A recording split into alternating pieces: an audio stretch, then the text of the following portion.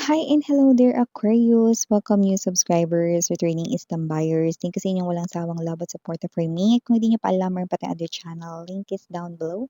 Sa ating description box, if interested, i-click lamang yung link na yan para kayo mapunta there.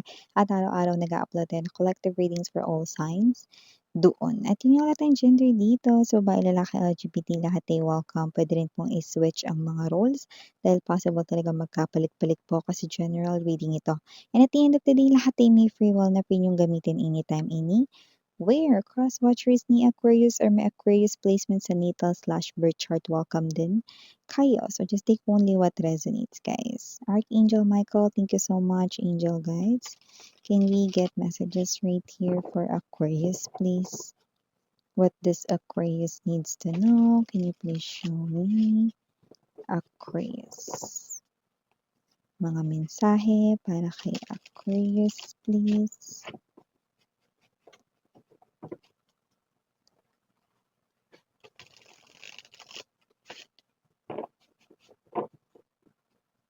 Okay, so let's go ahead and check these messages right here para sa iyo, Aquarius. So guys, you do have here the energies of High Priestess,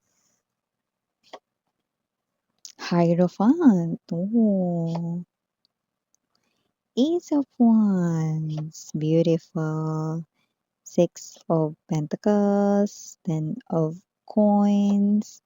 We also have here the Queen of Wands.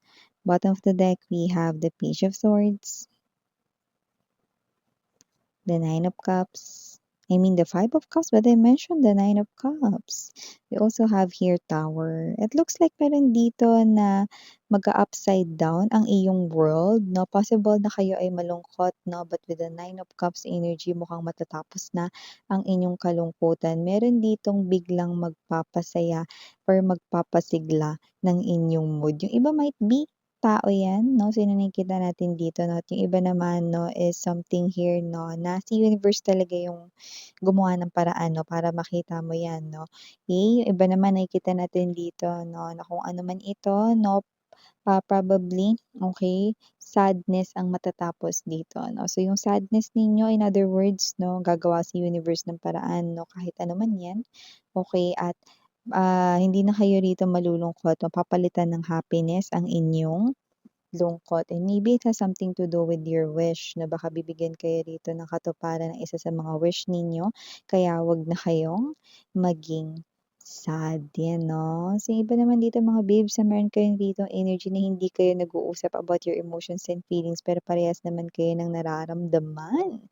Mutual ang inyong feelings for each other. Yes, MU kayo rito na pero maaaring wala pang nagre-reveal ng kanilang feelings for each other. You could be friends right in here, no? Pero maaari talaga kayong mag-turn into lovers. At pag naging lovers kayo, may chance, yan, no? Na posibleng kayong dalawa ay hindi lang basta magtagal, kundi talagang as in, magka-forever dito.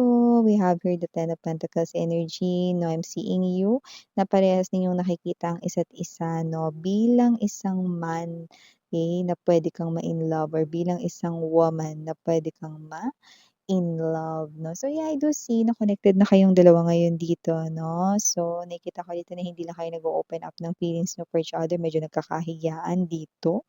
But I'm seeing that you are two souls na parehas na may feelings for each other. You also see each other as your soulmate. Yan, okay?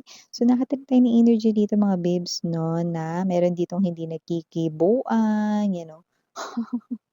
Hindi kayo nag-uusap nitong tao na 'to 'no, pero nag-iisip siya rito 'no ng gagawin, magfi-first move siya para mag-usap na kayo. Ayan 'no, ay naku gusto ko 'yan, miss 'yan kasi hindi talaga ako yung unang nakikipag-usap. I know, Aquarius 'no, but this person here maaaring hindi kayo nagkikibuan, hindi kayo nag-uusap. No, iba puwedeng boyfriend, girlfriend yung ito ka-connect ninyo, na iba naman na nakita yeah, more likely boyfriend, girlfriend niyo ito or asawa niyo 'to 'no. So, nakikita ko dito ng peace offering para pansinin at magkausap na kayo. Na yung iba mga babes, so nakita ko rito na medyo ito ay tumatagal na, mga ilang araw na rin ito.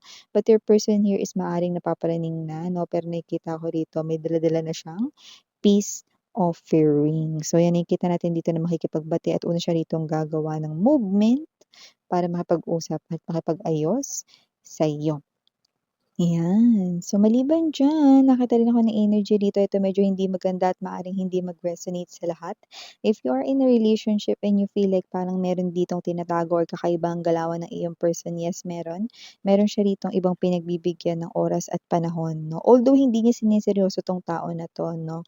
Nakikipag-usap siya rito, 'no, at maaaring sinasabi niyang siya ay single at hindi taken, 'no, which is maling-mali dahil siya ay in relationship with you. Ulitin ko lang, yung mensahe na yun ay hindi para sa lahat, 'no, yun ay para lamang sa isang klase ng couple, 'no, na parang feeling mo may ginagawang milagro behind your back ang iyong person. Then definitely you're right, okay. So nakita natin dito na meron talaga siyang kinakausap na although hindi niya nga sinerseryoso yun, mali pa rin, 'no, na na sabihin mong single ka, 'no. Okay, para niya na ring sinabi 'no, na binabalewala niya kayo rito at hindi niya rito, kini-claim 'no, na kayo ay kanya ritong girlfriend or boyfriend 'no.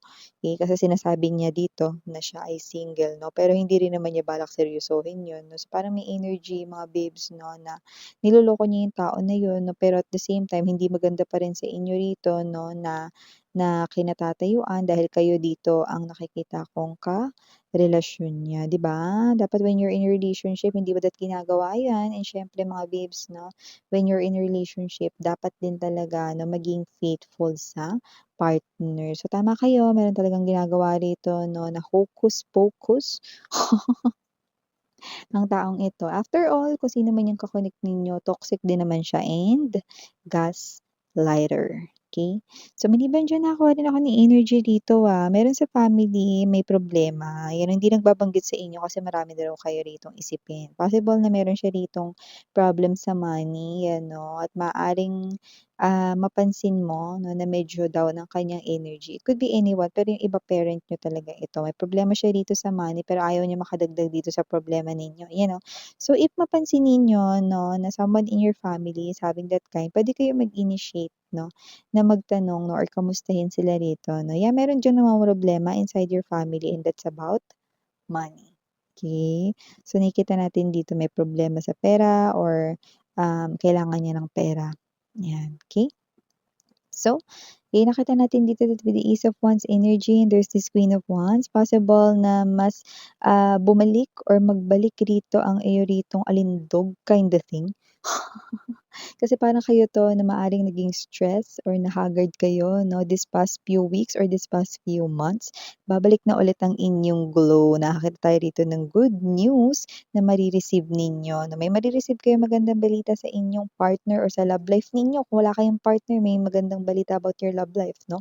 May mare-receive kayo diyan 'no, na balita 'no, and iba naman, maaaring may ma-receive kayo ritong balita 'no, na may kinalaman sa inyong pera. Yung iba may kinalaman sa inyong personal dealings 'no, sa ibang areas ng inyong life. Basta good news yung paparating na mas lalong magbibigay sa inyo ng glow up, 'yan 'no. Wala tayo ditong gender, babae, lalaki, LGBT, ibig sabihin wala na kayo ditong stress 'no, tapos na rin kayong ma-haggard, 'di ba? So, may energy rito na parang more relaxation time 'no, para sa mga darating rito na mga situation sa inyo and may mga good news din kayong parating 'no. One, sa inyong love life 'no, whether you're single or taken, merong maganda tayong news dito 'no, na isu-surprise na lang kayo rito ni universe kung ano man 'yan.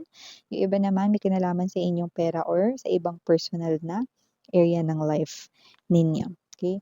Ay, may nalulungkot dito pero hindi kayo. This person here is observing you 'no, at nalulungkot siya rito na parang may halong galit, okey. So, kung sino man 'tong energy na 'to, yeah, siguro sa iba ex niyo 'to, pero yung iba hindi, eh. Parang nalulungkot na nagagalit 'no, possible inggit sa inyo. Baka may inggit sa inyo rito ng hindi niyo nalalaman 'no. So, may energy siya rito 'no, na parang naiinggit siya sa inyo and at the same time 'no, hindi niya nagugustuhan kung nakikita niya kayong happy or umuunlad sa life, ayun. So, parang may energy rito 'no, na 'pag nagkukuwentuhan kayo 'no, kunwari, "Uy, congratulations, hard ka na pala sa trabaho mo." 'Yan 'no. So, kahit na parang gano'n yung sinasabi niya dito deep inside, parang, "Akala mo naman kung sino magaling." May gano'n siyang energy, eh 'no, akala mo naman ang yaman-yaman niya na. Parang may gano'ng energy siya 'no. So, may energy siya dito na at the same time plastic din siya 'no, but I do see that this person here is someone around you. Maybe not close to you, but someone present in your surroundings 'no. Puwedeng kapitbahay gano'n 'no. May pagka-plastic siya dito na medyo inggitera siya or inggitero 'no, pero maaaring hindi niya 'yun pinaparinig sa'yo 'no, pero marami siya ritong sinasabing hindi maganda sa kaniyang thoughts, okey? By the way, meron ako nakikita rito maaaring marami sa inyo ang hindi pa 'to nangyayari. But with the Page of Swords energy right in here, I'm seeing someone here 'no, na posibleng mapapansin kayo, mano-notice kayo nitong person na 'to at nakikita kong lalapit siya rito. And for some reason, nakakuha tayo dito ng this person here will definitely help you change your life, okay? It is not a love message that I'm picking up 'no, but maybe this person here discovers something or will discover something in you. Maybe your hidden talent right here that you didn't know about yourself, no? So, may ganong klase ng energy, no? But this person here will surely bring out what that is, and that will eventually change your life. Wow, no? Yung iba, there's this specific sign, no? Na possible na meron kayong area ng life ninyo na gusto ninyong baguhin din. Okay? Maybe that message is definitely for you. So yeah, these are all the messages I've got right here for you, Aqua. Thank you so much for your time here, babe. And again, I'm Yuriana on me. Sarang Heyo, love and light. And yeah.